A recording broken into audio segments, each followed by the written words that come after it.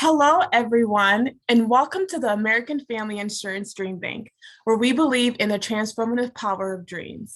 I'm Katerika, a dream creator here at DreamBank, and on behalf of our team, we are thrilled to have you with us. For those of you who have attended our virtual or in-person events in the past, welcome back. And for those of you who are joining us for the first time, I would love to take a moment to introduce you to DreamBank. Here at American Family Insurance, we believe communities are stronger and the future is brighter when people are actively pursuing their dreams. That's why we created DreamBank, an inspirational community destination and digital experience that is dedicated to dreamers everywhere. From our daily event series to our immersive signature programs, there is something for every dreamer. Our offerings are designed to help you celebrate the dream journey, overcome obstacles, and to stay motivated. And in celebration of Asian American Pacific Islander Heritage Month, we have meditation instructors Scott Anderson and Kasumi Kato as they will share the scientific benefits of this grounding restorative practice and how to implement it into your life. We are ready for you guys. Thank you so much for a lovely introduction. Welcome, everyone. It's so lovely to hear what's the intention behind DreamBank. I was just felt really resonated with. We are all dreamers, whether it's personal level, professional level, or even like in a mundane level, like we are all dreaming about something every day. And also the fact that we are here to really learn some tools to overcome obstacles that, are in our day-to-day life. So just so excited to be here with you all. So I'm Kasumi, and I'll just also hand it over to you, Scott, just to have a self-introduction. Yeah, thank you so much for the introduction and for the lead in to what we're doing here today. My name is Scott Anderson, and I've been meditating for quite a few years and am a graduate student at the Center for Healthy Minds, and really excited to not only talk about the benefits of meditation, but to roll up our sleeves and actually immerse ourselves in it. Our roadmap for today's session is we're going to be doing a guided meditation in just a few moments. That'll be about 5 minutes in length. So don't worry, we're not going to ask you to sit still here for the next 40 minutes or so. And after that guided meditation of about 5 minutes in length, then I'll be doing a short discussion on some of the benefits of meditation that have largely been demonstrated right here on the UW campus at the Center for Healthy Minds. Then we'll take some time for another guided meditation about the same length, not too long. And then we'll have a short discussion and go through some of the fundamentals of meditation. And then we'll make sure to leave some time for any questions that you all may have. And then we'll wrap at the very end with another 5 minutes in length guided meditation. So that's our roadmap here for today. And if you have any comments, questions, please feel free to utilize the chat. And we look forward to having a conversation about all this. And so Kasumi, back to you. Thank you, Scott. So yeah, as Scott mentioned, we're going to start off with just 5-minute guided meditation. And thank you so much for the message in the chat. So as Scott said, there's just no mandatory here in terms of how you hold yourself. The most important thing is for you to be the most comfortable. So for that means you might be sitting on a chair, or you might be sitting on a meditation cushion, or you might be out and about walking outside. Whatever the form you may take, that's totally welcome. And some of you might also find it helpful to lie down. And please go ahead to lie down if that's the most comfortable, helpful posture that you find right now. So let's get started. It's going to be gently guided meditation practice using sensations in the body. So I'll just guide you through that. So let's just first take a moment. And first we are going to take a moment to reflect on why it is that you decided to be here today. Just checking in with your own motivation.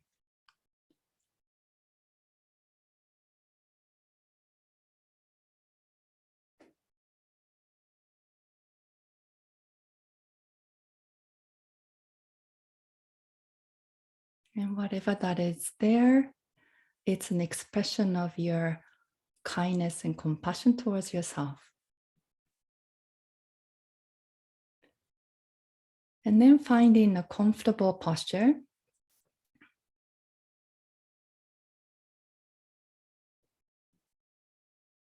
Some of you might be lying down, some of you might be on a chair.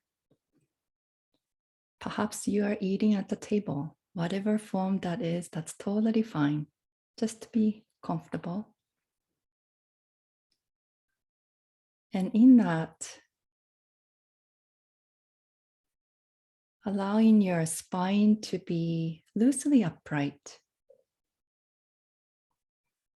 Here we are cultivating a sense of being aware and alert. And at the same time, your body is relaxed. A sense of being at ease.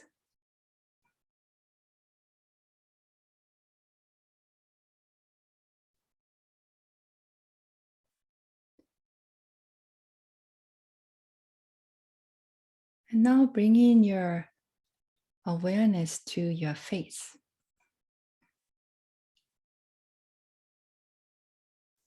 Whatever the sensory experiences you may have in the face, perhaps sensations in the forehead, or eyes and muscles around the eyes.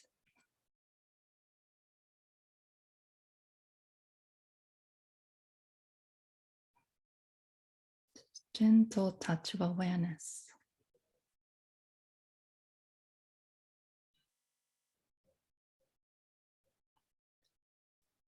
And bringing your awareness to the back of the head. Just be curious. See what's there.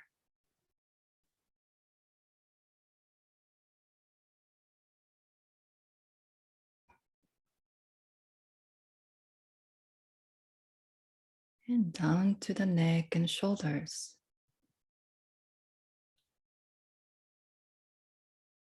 All sensations are welcome.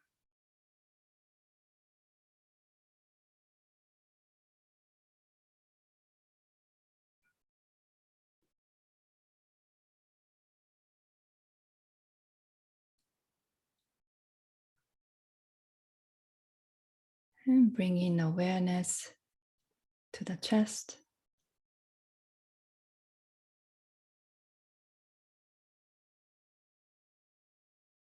Perhaps the sensations of rising and falling of your chest as you breathe in and out.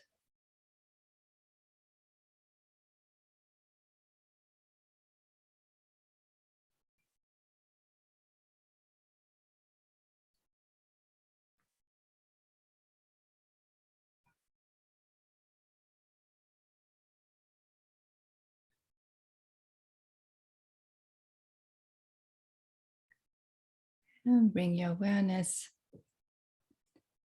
down to the abdomen.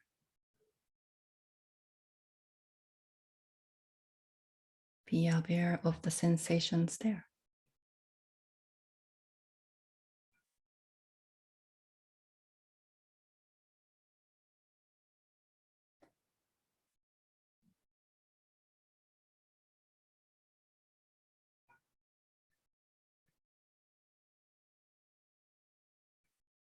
And as we are aware of these physical sensations, perhaps you have thoughts, emotions popping up.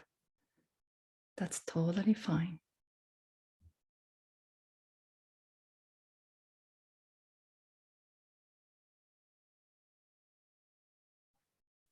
And bringing your awareness to the hips.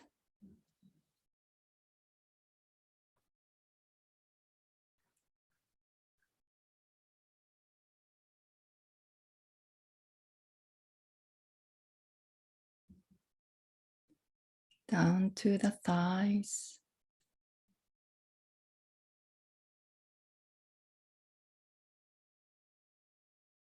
Knees.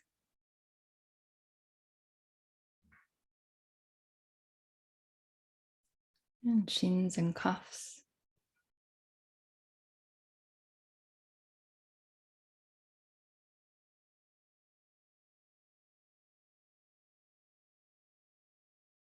And down to feet.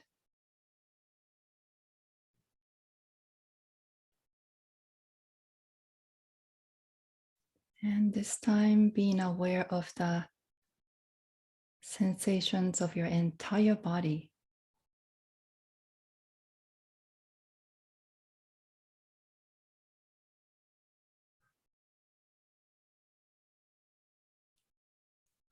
Okay, thank you so much, everyone. So this was just the body scanning meditation practice. Just really simply being aware of the sensations of the body, just kind of like scanning through the sensations, whether it's pleasant sensations, negative sensations, or it could be neutral sensations that we find, or perhaps no sensations at certain body parts. That's so totally fine. We're just using what we have as a tool to be aware and present. So now back to you, Scott. Thank you so much, Kasumi. Now, I want to speak now a little bit about the scientific evidence supporting the benefits of mindfulness practice. And if time permits, I'm going to cover 3 domains very briefly. I'm going to talk a bit about inflammation, a bit about the immune system, and then a bit about some of the structural changes that occur in the brain due to mindfulness and meditation practice. So to begin, if we consider almost all the health conditions that are going to be most problematic throughout the lifespan, and whether it's vascular disease or metabolic disease, and even a lot of forms of orthopedic issues that people experience, at the end of the day, they all are going to have a foundation of inflammation. And basically, excess inflammation in the human body is problematic, and being able to draw down system-wide levels of inflammatory markers is going to be predictive and indicative of well-being. And one of the things that my colleague over at the Center for Healthy Minds, Melissa Rosenkrantz, has looked at extensively is a particular disease state related to chronic inflammation, and that disease state is asthma.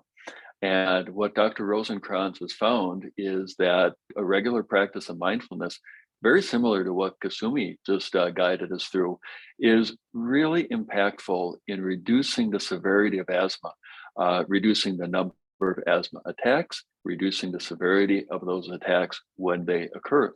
Now, sometimes people come and say, well, people got all relaxed and happy with mindfulness. Maybe it didn't change anything. Maybe they're just don't think it's quite so bad. And the scientists, then they explored about at the level of tissues and the biomarkers in the blood, and actually taking tissue biopsies of the lungs.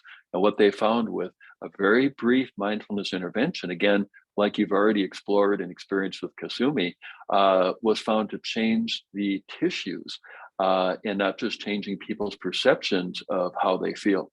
And that's really exciting to think about those mechanisms of well-being.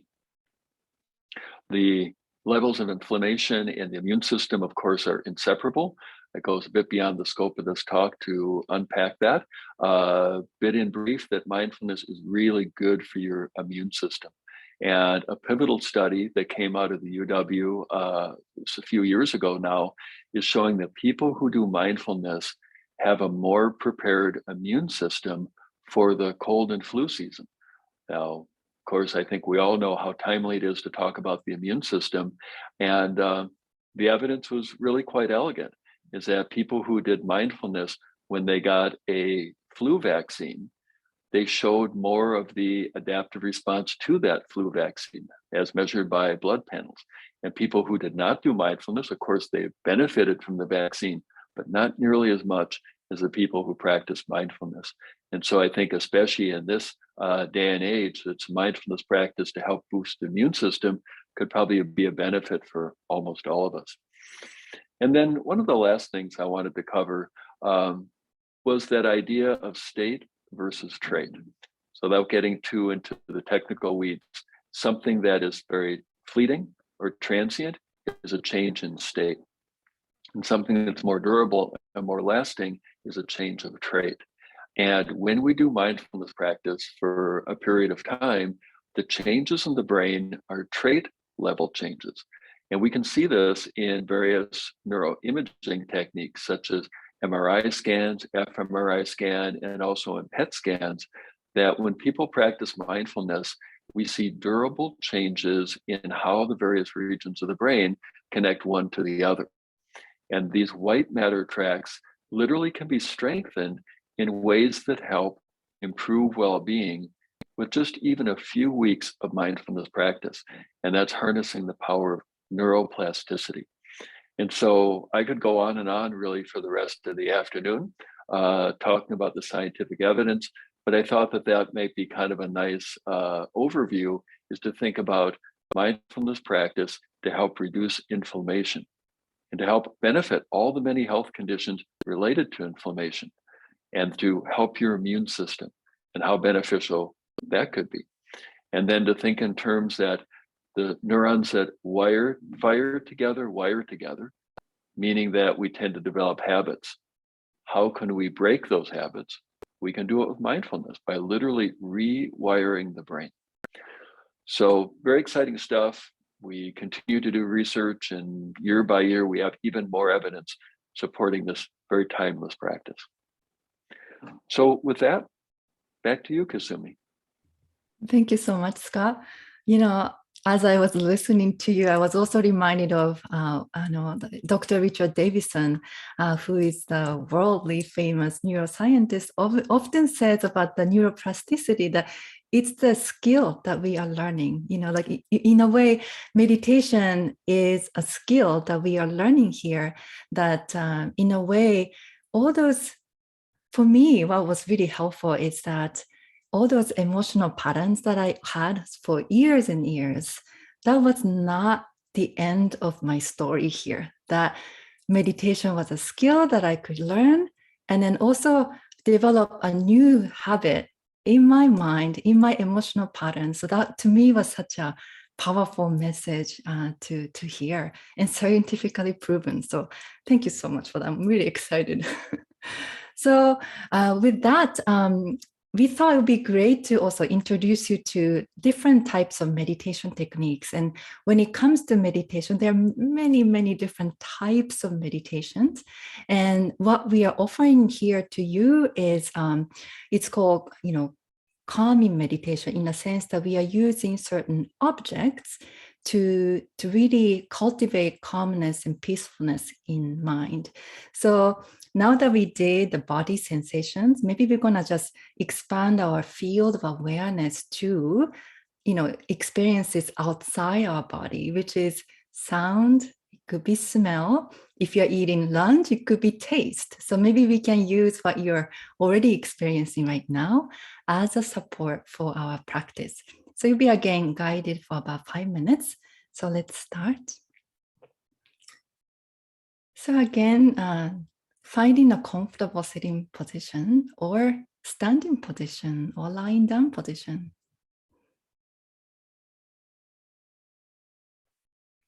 And in that, 2 points. One is to have the spine loosely upright and allowing the body to relax. So here we are finding a balance between being aware and at ease.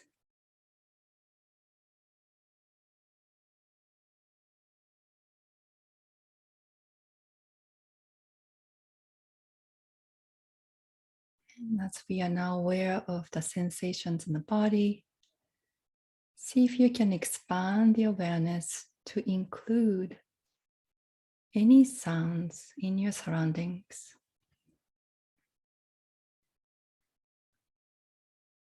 So it could be the sounds in your room,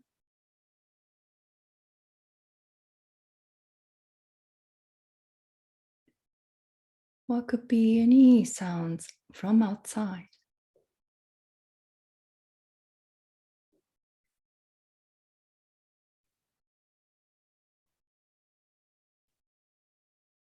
Some sounds might be pleasant,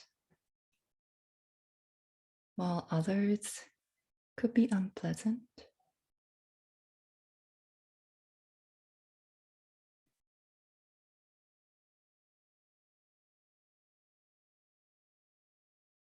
We use any sounds to be aware.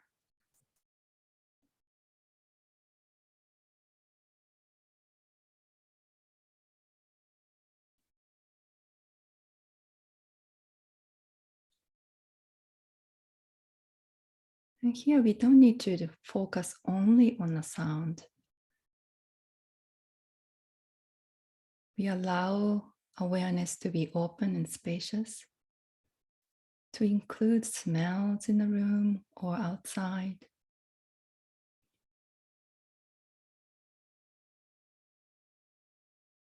Or a temperature that you feel right now.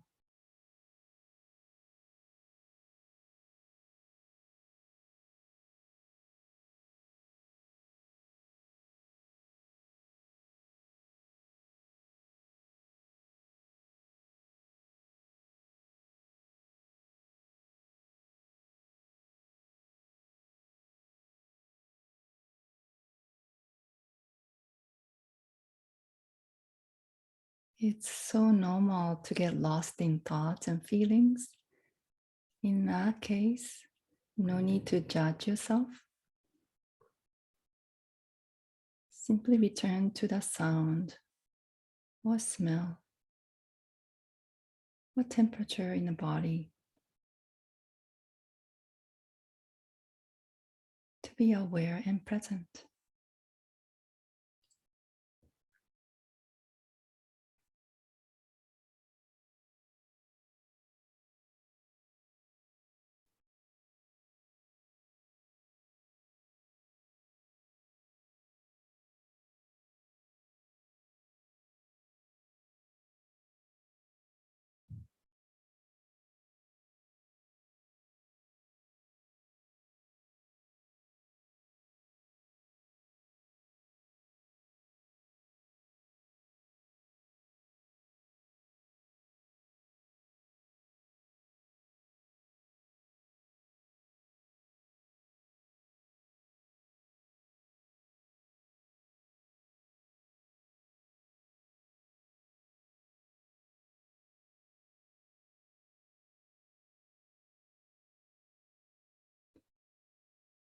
As we return to the support, like sounds or smell or sensations again and again, we also developing a patience with ourselves.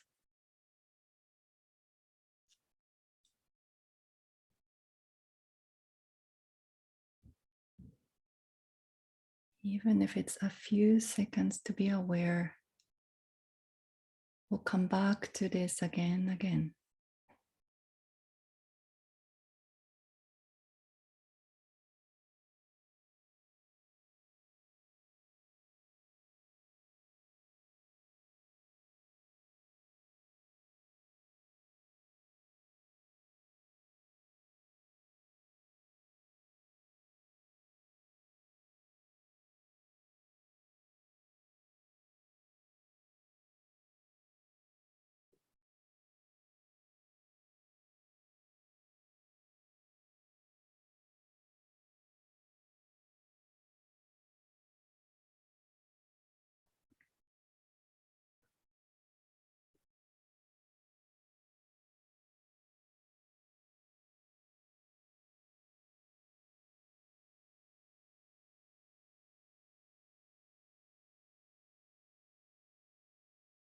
Once again, bringing your awareness back to the body. Just feel the contact with the ground or chair beneath you.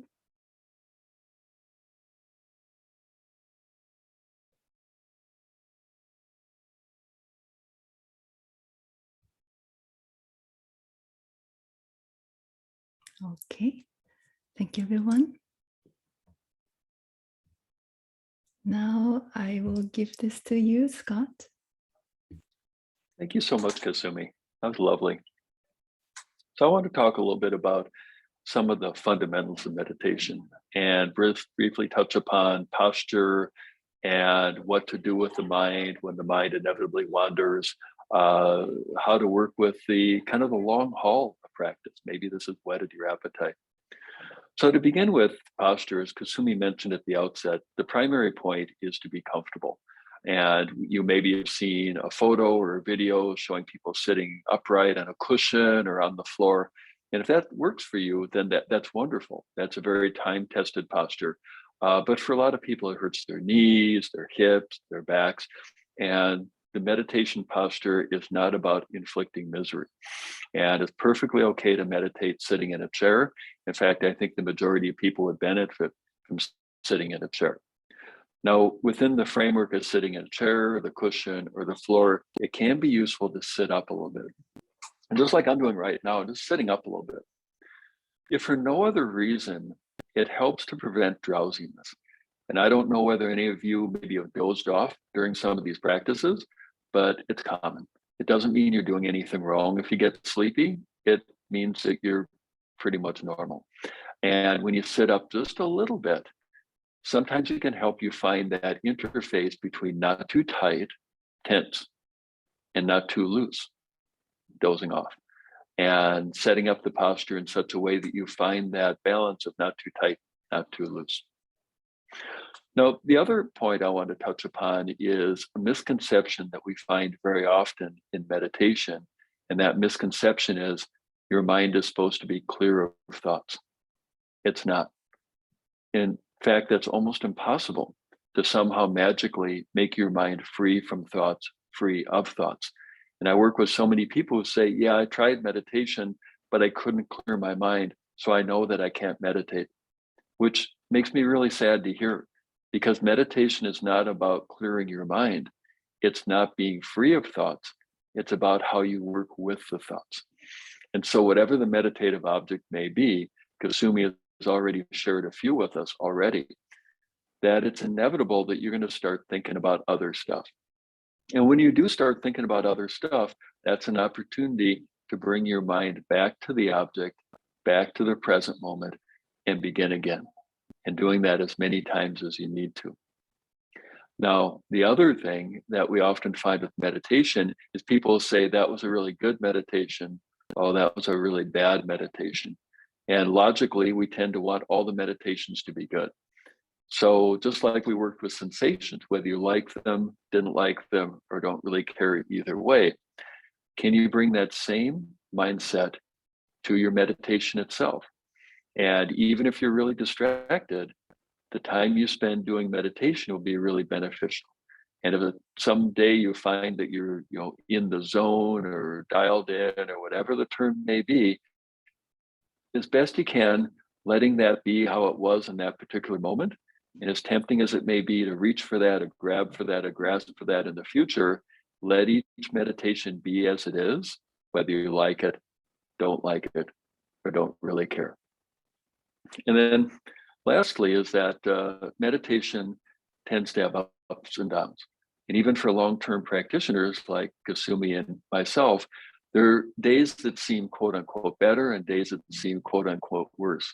And pursuant to the prior point, to just keep showing up again and again. And our teacher Mingyur Rinpoche often describes meditation is like the stock market. It goes up and it goes down. And like the stock market, the only way that people make money is by the ups and downs of the stock market. That a lot of the benefits of meditation come from the regular practice, whether you're feeling great, whether life is giving you challenges, or anything in between. And so we look to take a long view in the practice, even if a few days, even a week or so, maybe aren't what you think that it should be. And so those are a few of the points I want to bring up about the meditation practice itself. And Kasumi, I think you had some resources and some ideas to share with us. Oh, yes, absolutely. Thank you, Scott. Where you can go from here, so we thought it would be nice to share with you some resources that's available in Madison and beyond. So in terms of resources, we thought we will just introduce you to two communities. One is, as Scott mentioned, Center for Healthy Minds. And they do an amazing research on, the meditation effect on well-being. And one of the things I also would like to introduce you to is Healthy Minds Program app. So this is a meditation freely available app that you can use. It's full of resources in terms of guided meditation, and then also conversation with neuroscientist Dr. Richard Davidson. So it's called Healthy Minds Program app. So it's freely available, and you can also check what their offerings are in their homepage. If you type in the Center for Healthy Minds, so you can find resources there. Thank you so much, Scott. And then another community we both belong to is a Tergar Meditation Community, TERGAR. And that's where we have our meditation teacher, Yongey Mingyur Rinpoche.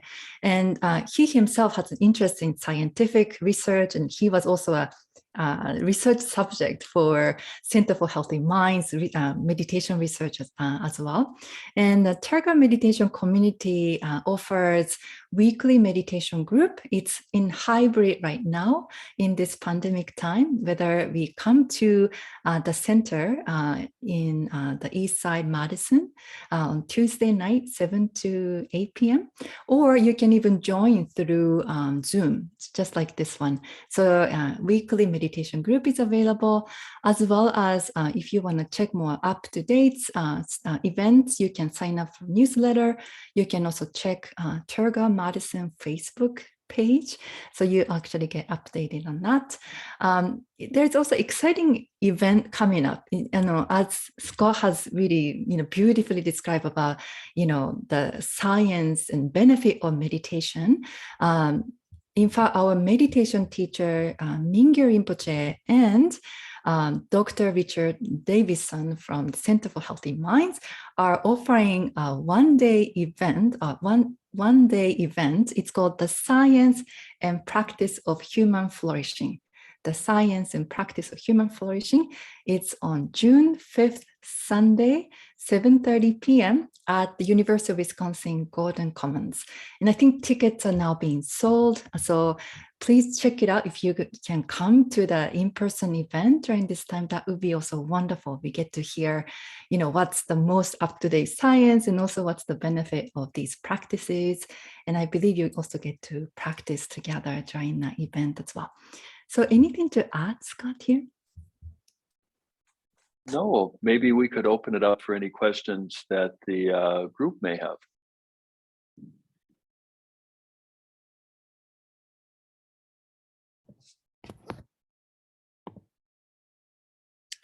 All right, so I am here now, and so Jill just asked, can you list the event and details in the chat box below? I will do that. And if you have any questions, we do have some time left, Dreamers. If you have any questions for them as right now, please put them in the chat or use the Q&A function. And if you have questions that come up later, please feel free to reach out to DreamBank, and we will get you to get the questions answered as well. I'll give it a couple more minutes for questions.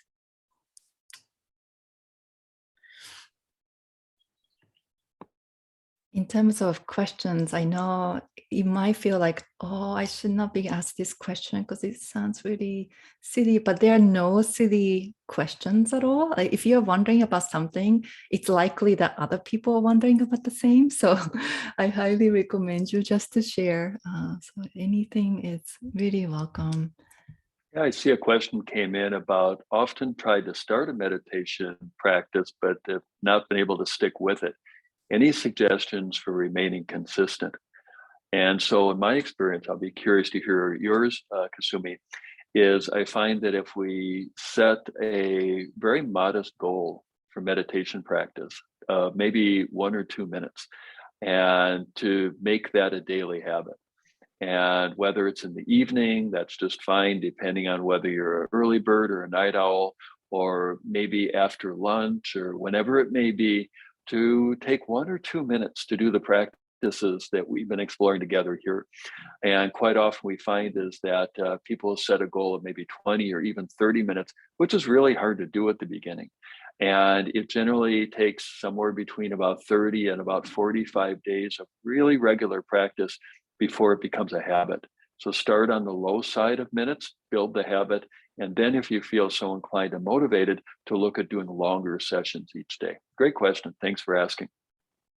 Yeah, I appreciate that question. I'm just reminding of what our meditation teacher, Mingyur Rinpoche, often tells us, which is that, like we really want to do something healthy, like whether it's exercise, whether it's meditation, we have something, some intention, and yet intellectually we understand the benefit of it. But when it comes to like bringing up a certain habit and then consistency, it's really hard because we have developed certain habits over time. So in terms of creating a new habit, there are a few things also, as Scott said, a few minutes a day, it's great.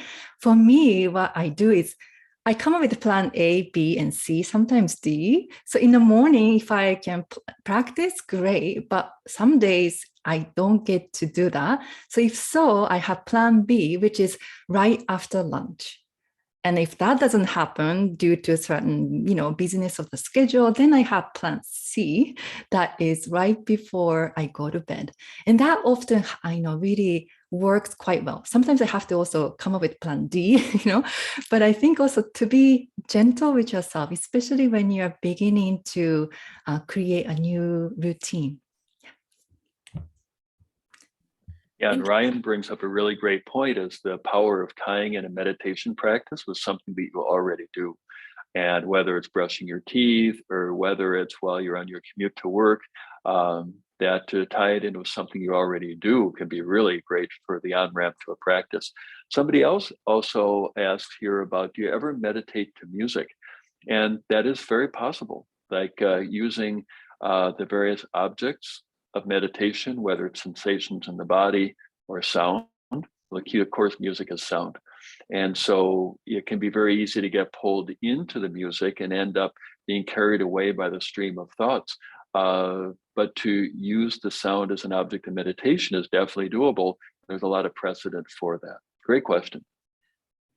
Yeah, I sometimes do that too. And the really key element, what's meditation with music, what versus what's simply like getting immersed in music. And I think there's a really key fine difference, like a very subtle difference here is like just to know you're listening to music. If you know you're listening to music, that becomes meditation. But if you get absorbed into music, then you're simply getting, in a way, lost in music. So there's a bit of a fine balance there, but it's also okay to just immerse yourself in the music too. I do that too.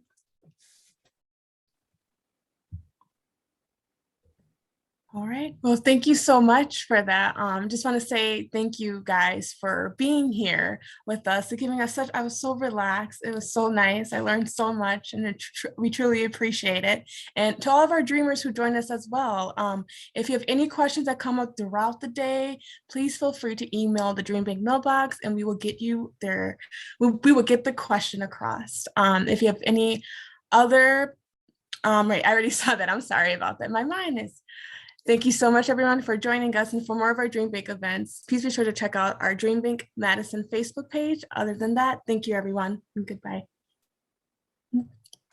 Thanks, everybody. Thank you.